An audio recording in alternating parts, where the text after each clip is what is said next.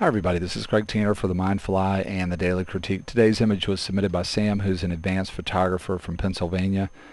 Sam shot this image on an infrared converted Nikon D200. He used a Sigma 10 to 20 zoom at 10 millimeters. After the conversion factor, Sam was shooting this at 15 millimeters effectively. Super wide shot at ISO 100 and at f14. Sam exposed the file for a 30th of a second and shot from a tripod. Sam says that this is a resort and inn and playhouse. It's very near his house. He said that he was attracted by the quality of light and the glowing trees, and he knew that shooting this on IR that the trees would take on this really beautiful glow that you're seeing in the picture. And he said one of the things that he loved is he liked the way each section between the column framed a different tree, so it was sort of like four pictures within a picture. And said he also loved the architecture of the porch and the chairs that were on the porch. Under questions and comments, Sam says that he's not sure about this chair and could there maybe be a better way to manage that. And he also says that he's not sure about the crop, not sure about including this much of the ceiling. And he says that he kept the house on the left, the house wall on the left was sort of his secondary discovery. Let's get right into it today. Along with Sam, I do think that the strongest part of the image is the time of day that Sam has chosen, and just the beautiful effect and the beautiful view, the effect from the IR and the view that we're getting of this IR look on these trees is just stunning. It's just a stunning panorama here, and if this was a commercial shot, would really help to sell the space. And the quality of light is perfect for this shot. It's really beautiful to begin with, this arc of the design of the porch, and it repeats on the porch railing, the ceiling, the bottom here, and then the quality of light with the shadow from the porch railing is rhyming that beautiful feature of this porch again. And I do like seeing some of the beaded ceiling up there. It's very beautiful, and it gives a feeling about this porch in addition to the other things we've already mentioned of something that's older world, and gives us a psychological impact in terms of thinking about time and history, and that's beautiful. I do love the design of some of these chairs, the high archback rockers, and how that rhymes the arc of the porch, and the wicker here, the arch of that is beautiful. And I agree with Sam about including this wall on the house itself, or on the structure with the doorway. I think it's a great visual design stop that pushes back, but then it really sort of running counter to that psychologically. It makes me wonder what's in here, but because visually it pushes back, it doesn't pull me out of the shot. It just gives me even more sort of psychological depth to the story. Lots of things to like about this beautiful infrared shot. One of the reasons I picked this image today is that almost every time I've done a weekend event where I've been talking to a lot of photographers, at least one, if not more, photographers want to come up in the break and talk about architectural photography, because I show some of my architectural work when we do weekends.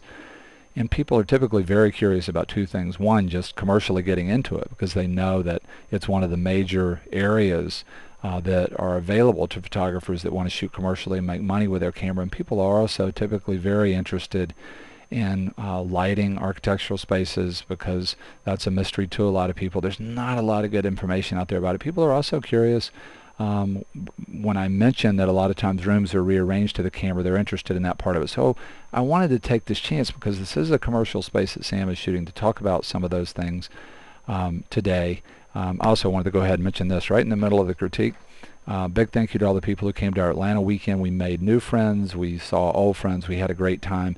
And I wanted to mention this. We have tentative cities picked for our 2010 Mindful Eye Inspirational Weekends. They're Seattle, Las Vegas, Austin, Cleveland, the Washington, D.C. area, and Miami. If you live in any of those cities and you would like to help us out a little bit with our weekend in terms of helping us find a space, there's some other things you might be able to help us with. We have incentives like being able to come to the event free. We also have other incentives, and we'd love to get an email from you. So again, that's Seattle, Las Vegas, Austin, Cleveland, Washington, D.C., and Miami. We're planning on visiting those cities in the very early part of 2010, January and February.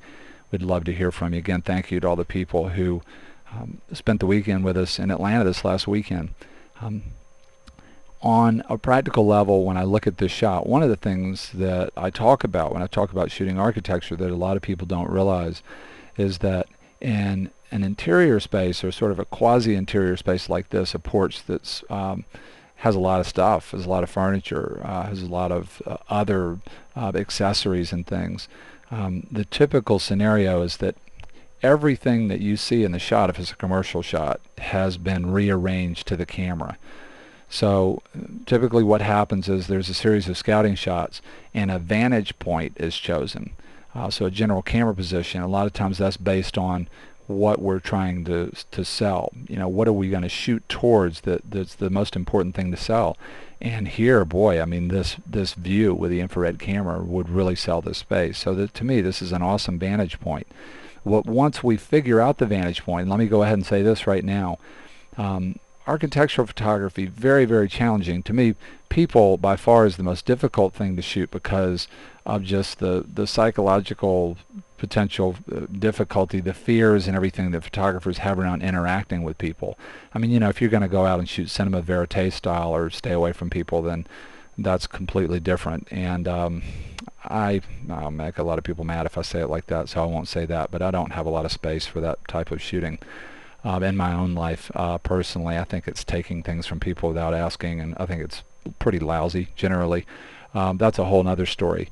If you're going to actually deal with people, then it brings up all kinds of social fears and psychological fears, and then you just have the technical idea that your subject is moving and all these different things. So to me, people is the hardest thing that I've shot. And the next would be any kind of architectural shot that starts to veer towards an interior where you have a lot of subject management.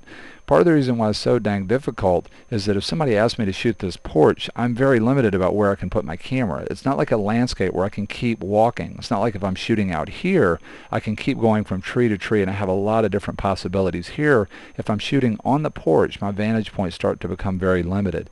So one of the first things I wanted to say today is that shooting a shot like this, it would be nothing for me sometimes to spend as much as 30, 45 minutes or even an hour just trying to figure out the best vantage point. And it's really interesting when you start to shoot in this way. One of the things that you learn is that you may really surprise yourself if you stick with one subject for a very long time where you're required to sort of find the best vantage point. You may be shocked. You might walk around a few times if you're new to this and think, well, that's it. Those are my only choices. But then you keep looking, and something clicks that's maybe slightly different than you've thought of within the context of the space. The next thing would be, once you figure out the vantage point, the reality of most of these shoots is that if this was a commercial shoot, and this would be pretty typical. I was working with an assistant and a client, everything would go. And I mean everything, all of it, the rugs, the whole thing. You'd clear the porch off and you would start over. And that way, as you added one thing, the idea would be to sort of approximate the furniture that's typically here, but as you added each thing, it would be so much easier to have it relate to the space and the quality of light and this vantage point, and then have each thing separate from the other thing, and you're building visual unity as you go. If you just have this stuff out here and it's like musical chairs and you start pulling one thing out, pushing another thing over there, it's not a good way to do it. And so, yes, I'd like to take this chair away, but the reality is I would like to take all of it away and start over. If just looking at this, I'd like to take this chair away, I'd like to take that chair away and take one of these away and move this back so that this shape brings the eye around. I just have one chair over here so I don't have a big tangency here. And this is just gone, so it's not creating a tangency, and we see more porch and more open space. This is gone. The table has some cool stuff on it, and it's in front of this. This chair is over here. This chair is over here, and there's something that's very cool that gives a warm and fuzzy psychologically that's hanging over the rail that creates a shadow here that arcs around, that becomes the foreground. That's just my take right off of the top of my head. So I would radically rearrange all this stuff. The other thing that Sam's already mentioned is all of this real estate up here, and I'd get rid of it.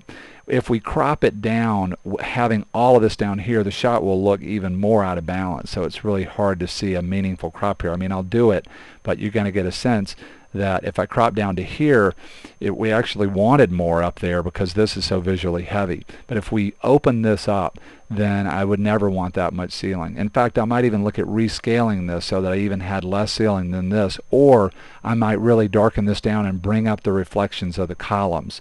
essentially what I'm trying to do is keep the eye looking at the view or whatever the main thing is. It's so tempting to go up and get the top of the room when you're shooting architecture, but so much of the time it's the kiss of death. It just ends up creating a lot of problems for you. And the other thing, the other reason that you sort of stay away from it a lot is that a lot of the times you're bouncing your lights up there. You're actually using the ceiling as a light source. So those are just some things that hopefully, if you're thinking about shooting architecture, just some ideas that might help. This place is close to Sam's house. I'd love to see him go back and maybe get permission from the folks there, take a few chairs off, simplify it, take another whack at it. Having said all that, it's a stunning shot. Stunning. This would be a beautiful ad. I've just nitpicked a really, really beautiful shot to sort of give us some ideas and some thoughts about shooting architecture. Really appreciate you being here on The Mindful Eye. Really appreciate Sam contributing by sharing this beautiful shot. Hope to see you again real soon on The Daily Critique.